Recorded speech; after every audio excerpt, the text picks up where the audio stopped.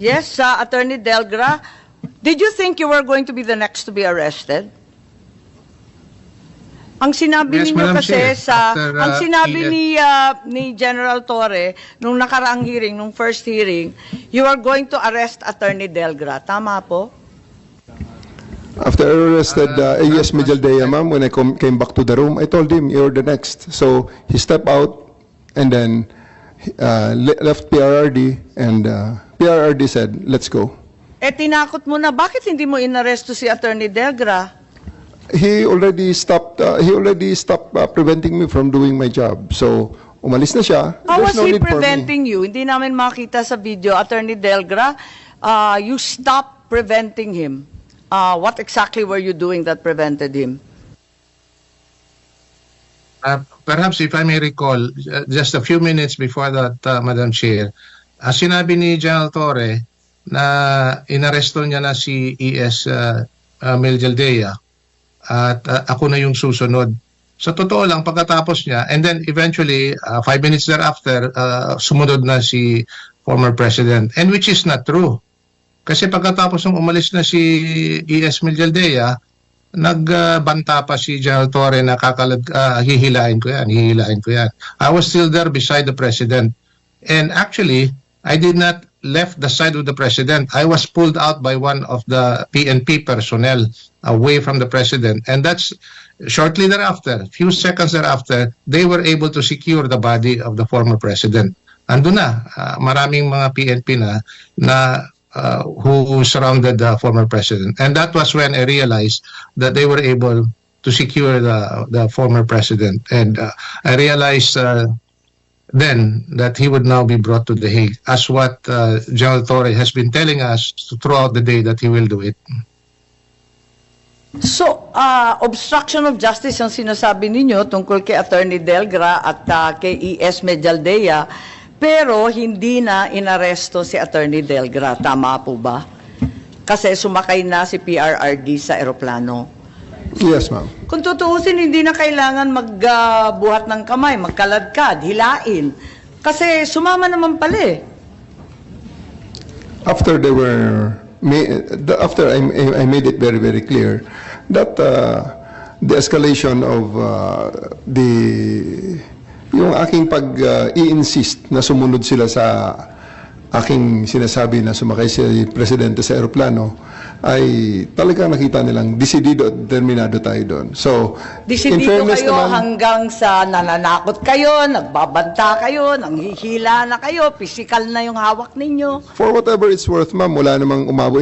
And I would like to give credit to Attorney Delgra and to the former President na hindi na umabot sa ganong level sapagkat sila naman ay sumunod na.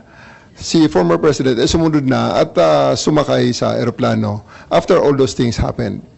Pero napakaliwanag sa ating revised penal code, sa obstruction of justice, napakaliwanag rin sa manual ng PNP na dapat walang force, violence, threat, intimidation, or other means to vitiate the free will of the arrested person.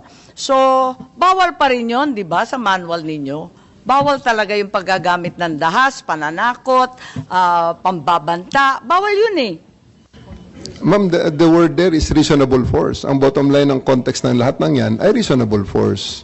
Kaya was it reasonable given that Attorney Delgra was just sitting there and saying that Article 59 should apply? Bawal ba magsalita?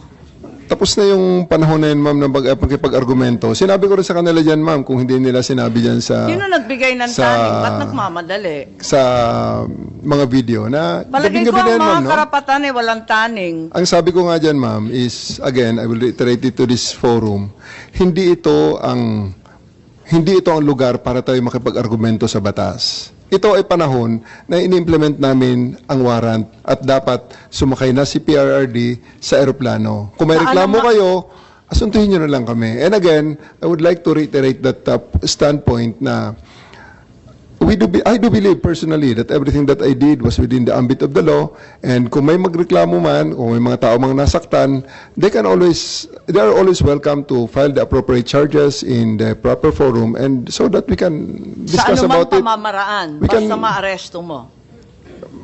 Parang ganun ang sinasabi As long as ko, there no? is reasonable force, we use reasonable force.